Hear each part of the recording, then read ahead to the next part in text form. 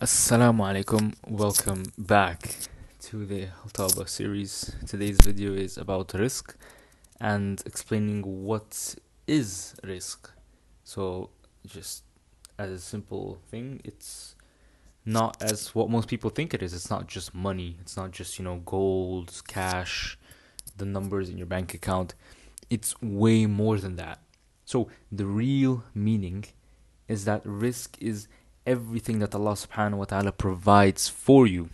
Of course, that does include money, yes, but it includes food, the things that you eat, the food that you have every day on your table. Sometimes you may take it for granted that you have food every day on the table, but you have to remember that there's some people out there in the world that are struggling to have meals on their table. They struggle to make it to the end of the day. Another thing that is Rizq is your health. Always be grateful for your health because it is something which Allah has provided for you. It is a gift. Good health is a blessing. There's many people that wish they had more time. There's many people on their deathbeds knowing that they will pass soon. They wish they had taken care of themselves, and they wish they were more grateful for the health that they had earlier on. Another thing and form of Rizq is time. Sometimes you can feel it. You can feel that you don't have barakah in your time. It depends on, sometimes you just waste time on nothing.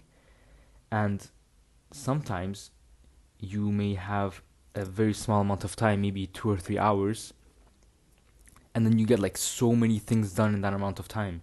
Or maybe, for example, it can be that you get to spend time with your friends, which are a good influence and they make you happy. This is also a form of Rizq. And, of course, as I just said, having people which are good for you is a form of Rizq.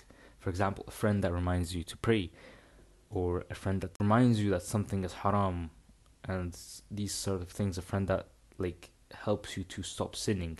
For example, he reminds you if you sin. He said, okay, that's a sin, don't do it again. But he reminds you in private, for example. The good friends is a form of Rizq. Even the air you breathe, the oxygen, it's a form of Rizq, because it is what Allah has provided for you.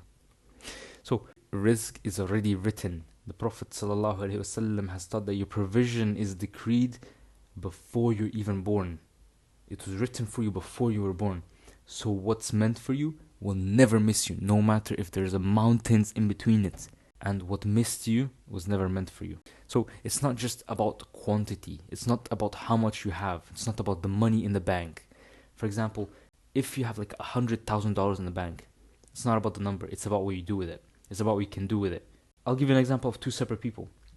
Of course, I don't, I'm not promoting a sin this person does. These are imaginary people. Okay, so one person has $100,000 and he gambles it away. He had a higher quantity, but he wasted it. But person B, for example, he had only $50,000. He spent $25,000 on charity. He went to feed the homeless people, and he spent the other $25,000 into investing. He invested into gold or silver, and he made all the money back. It's not about the amount that you have. You saw the person had the gambling issue that went to gamble the money, had more money, but the risk was less because there was less return on it. Plus, gambling is haram. So do not gamble.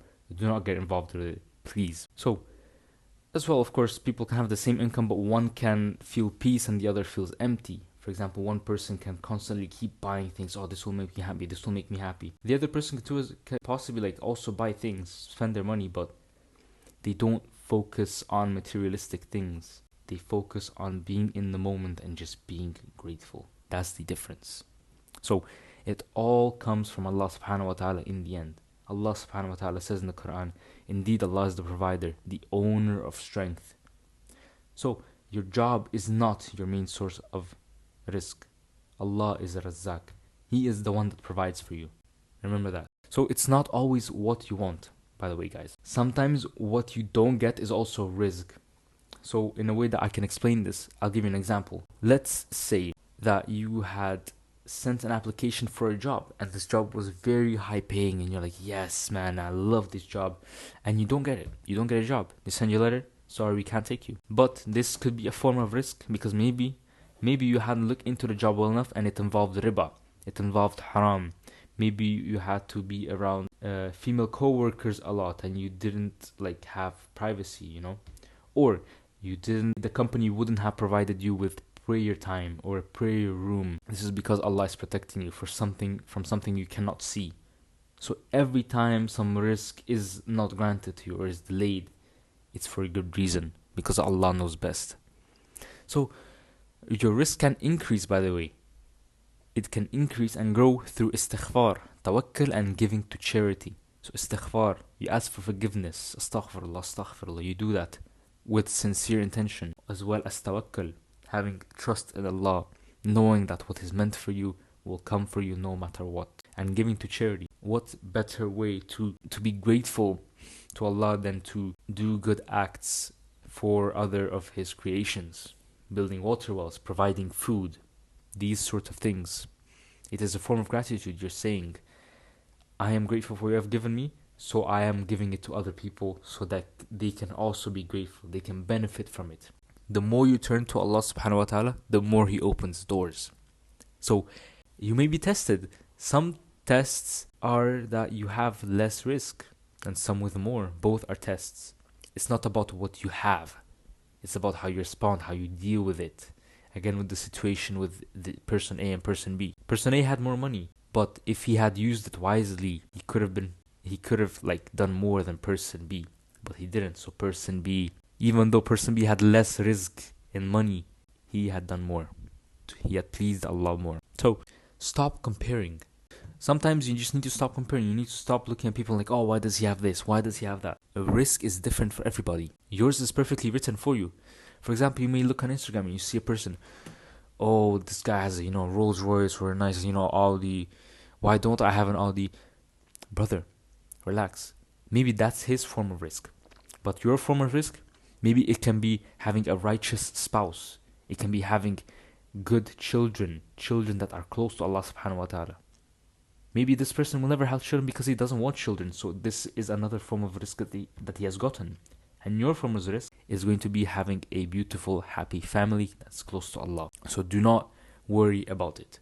So the ending and the conclusion for this video is that what's meant for you, it will come to you. So stop chasing the dunya with stress. Don't crash out over the dunya because something has missed you. If it missed you, it wasn't meant for you. So start trusting the one who provides it. Trust Allah who provides it. He is the provider of risk. So trust Him with it.